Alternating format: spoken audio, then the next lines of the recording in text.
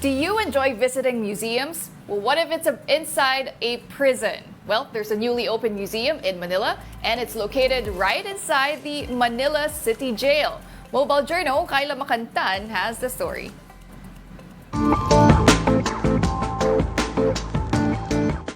Kapag inaya kayo ng museum date, G ba kayo? E paano kung malaman nyo na sa loob pala ng kulungan matatagpuan ang museo? Taong 1847 noong itinayo ang Cárcel y Presidio Correccional o mas kilala ngayon bilang Manila City Jail. Dito dinala noon ang mga bilanggo mula sa iba't ibang parte ng bansa. Nanatili rin dito ang mga prisoners of war noong World War II. Sa tagal na nitong nakatayo, saksi ang istrukturang ito sa iba't ibang klase ng pamumuno. Yung mga panahon nun, andun yung panggagarole, yung mga chain ball, yung pang mga ibang mga restraining device ng mga masyadong sa pagkatao natin.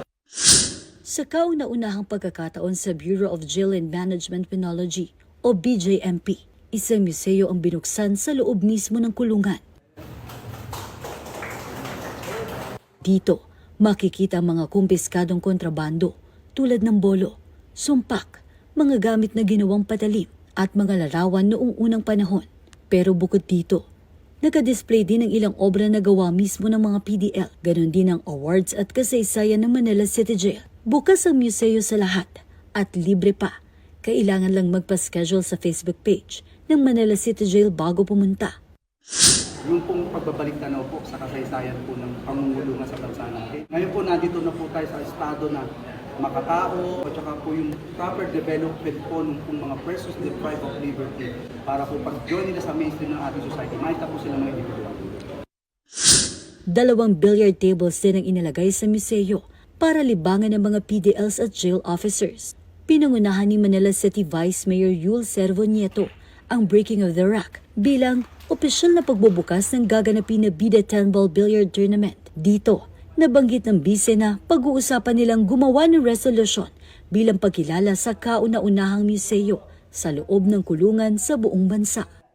Pero maganda sana kung ma-declare yun, ma-declare ito na sinasabi mo. Siyempre part ng history nga doon yung paano yung development yung bida ng kulungan.